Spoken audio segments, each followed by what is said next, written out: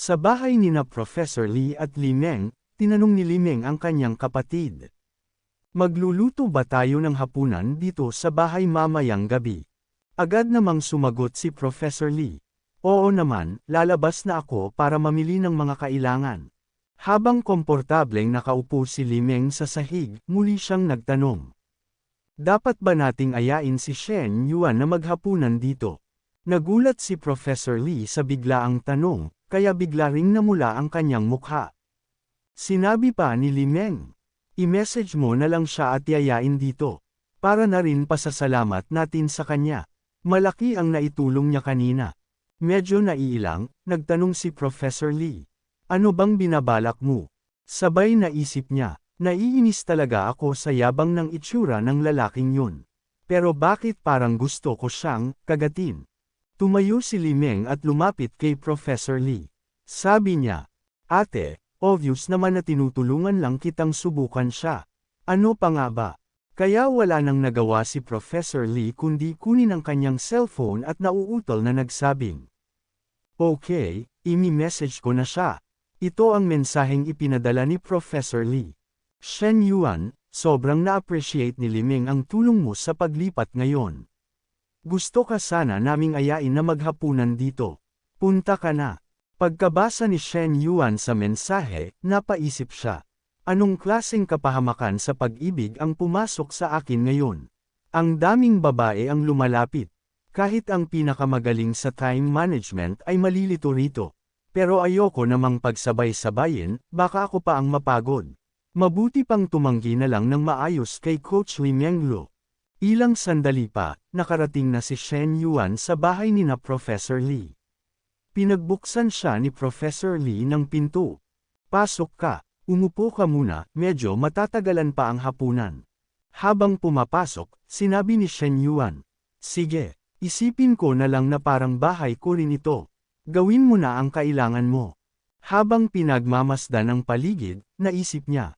Gaya ng inaasahan kay Professor Lee, napakaaliwalas at komportable agad ng bahay niya.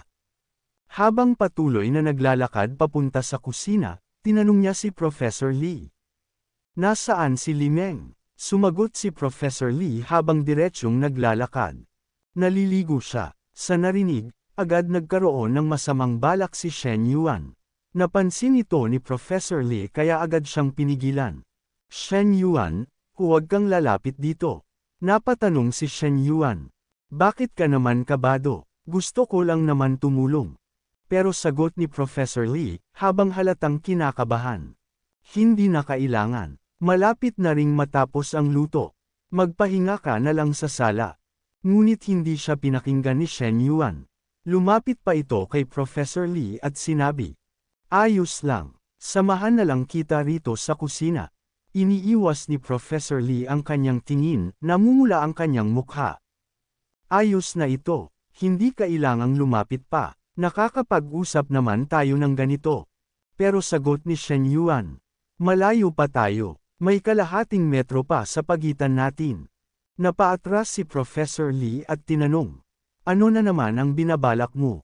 Biglang hinayla siya ni Shen Yuan at niyakap.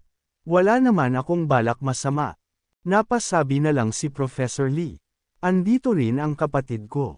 Bulong ni Shen Yuan. Naliligo pa siya, di ba? Matagal ang mga babae sa banyo. Imposibleng tapos na siya. Sabay dahan daw ang hinawakan ni Shen Yuan ang likod ni Professor Lee. Tumigil ka na. Huwag mo akong hawakan dyan. Hindi natin pwedeng gawin to rito. Pero hindi siya pinakinggan ni Shen Yuan. Agad siyang hinalikan at hinaplos ang kanyang katawan. Sa mismong sandaling iyon, narinig nila ang boses ni Li Meng. Ate, tapos na ako maligo. Handa na ba ang hapunan? Agad na kumala si Professor Lee kay Shen Yuan upang hindi sila mahuli. Sabi ni Shen Yuan, ayos lang, huwag kang mataranta. Ayos ni Professor Lee ang sarili at mariing sinabi. Hindi mo na pwedeng ulitin to. Kapag umulit ka pa, ako. Ngunit hindi na niya natapos ang sasabihin dahil sinagot siya ni Shen Yuan. Alam mo kung gaano kita kamahal, Professor. Hindi na ipinakita ang susunod na tagpo dahil nasa hapagkainan na silang tatlo. Sabi ni Shen Yuan kay Professor Lee. Ang sarap ng luto mo. Baka ampunan ka pa ni Gordon Ramsay bilang anak. Sumabat si Li Meng. Tama na ang pambabala. Hindi naniniwala ang kapatid ko riyan. Ikaw, Shen Yuan, may ilang tanong ako sayo. Sumagot si Shen Yuan. Sige, itanong mo lang. Ilan na naging girlfriend mo? Diretsyong sagot ni Shen Yuan. 2. Bakit? Sa isip niya. Parang interrogation na ito ah. Pero oo, 2 lang naman ang pinakilala ko talaga. Isa nung high school, at si Joe Wanteng. Yung iba, walang nakakaalam. Nagulat si Li Meng. Aba, medyo marami ka na palang nakarelasyon.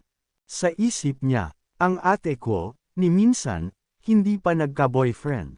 Baka mautulang siya ng lalaking masyadong sanay sa babae. Kinabahan si Shen Yuan sa isip. 2 pa lang yan. Paano kung malaman pa niya si Huihui, si Nana, at si Lulo? Baka atakihin siya. Muling nagtanong si Li Meng. May kapatid ka ba? Sumagot si Shen Yuan. Meron, nakakabata sa akin. Ilang taon na siya. Nasa huling taon na siya ng high school. 18 taong na siya ngayon. Matapos ang 10 minutong tanong ni Li Meng, napabuntong hininga si Shen Yuan. Sa wakas, tapos na rin. Dahil tinatanong niya ako ng ganito, ibig sabihin, sinabihan siya ni Professor tungkol sa akin. Unti-unti na niya akong tinatanggap. Magandang senyales yan. Ano sa tingin mo, Professor? Sabay, sinubukan niyang akitin si Professor Lee sa ilalim ng mesa sa pamamagitan ng pagdampi ng paa sa binti at hita nito. Kinilabutan si Professor Lee. Shen Yuan, ang lakas talaga ng loob mo. Sa harap pa ni Li Meng. Agad siyang tumayo at lumayo, nag-aalala na baka mapansin ni Li Meng. Kayo na lang kumain. Maghuhugas lang ako ng prutas. Sabi ni Shen Yuan habang hawak ang cellphone. Hindi na kailangan, Professor. Gabi na rin naman. Nakakapagod ang paglilinis mo kanina. Magpahinga ka na lang. Uuwi na rin ako pagkatapos kumain. Huwag ka nang mag-abala sa prutas. Nagtaka si Li Meng. May kakaiba kay ate ngayon. Mas tahimik siya kaysa dati. Hindi ba dapat masaya ang babae kapag kasama niya ang lalaking gusto niya? Kaya tinanong niya si Shen Yuan.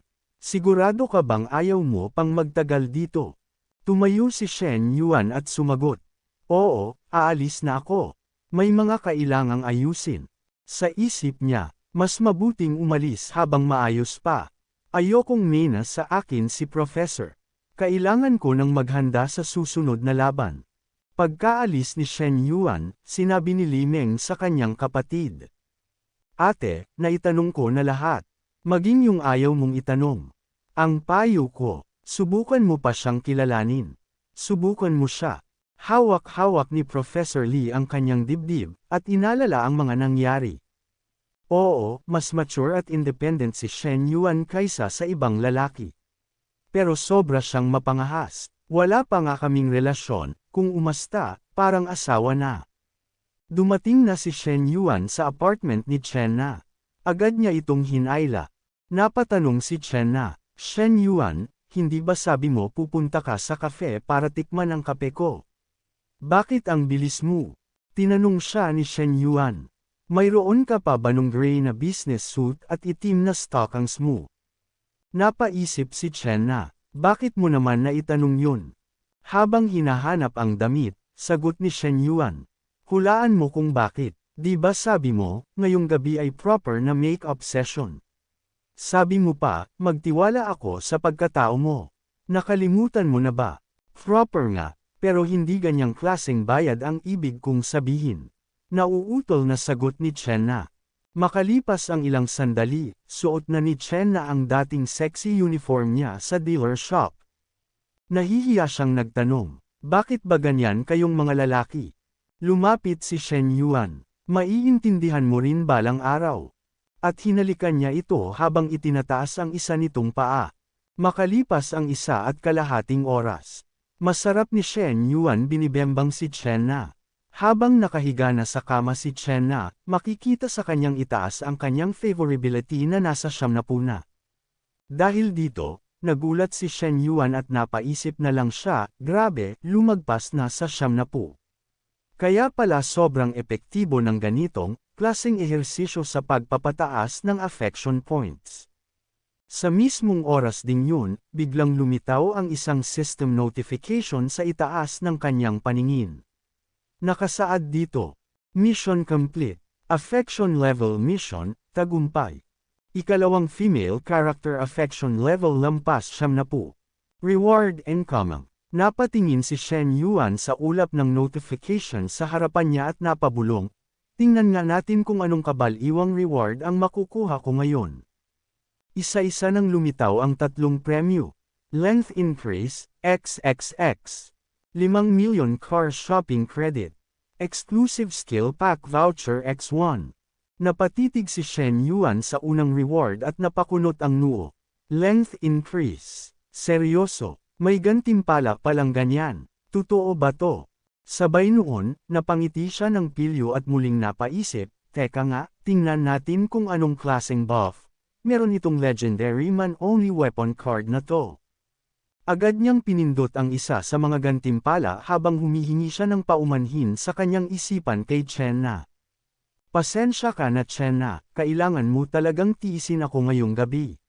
Dahil sa biglaang gantimpala na nakuha ni Shen Yuan, may naramdaman si Chen na nakakaiba kaya agad niyang tinanong si Shen Yuan kung ano ang nangyayari. Ngunit mas sinagad lang ni Shen Yuan ang kanyang batute kay Chen na habang sinasabi dito na Chen Na, hindi mo ba kanina lang tinanong kung bakit gustong-gusto ng mga lalaki ang babaeng nakasuot ng ganyan? Heto ang sagot mo. Dahil sa kakaibang batute ni Shen Yuan, ramdam na ramdam ni Chen na ang sobrang sarap at hindi niya mapigilan ang sarap na kanyang nararamdaman kaya nasa sambit na lang niya ang pangalan ni Shen Yuan habang umuungol ng malakas. I got so much motherfucking going on right now.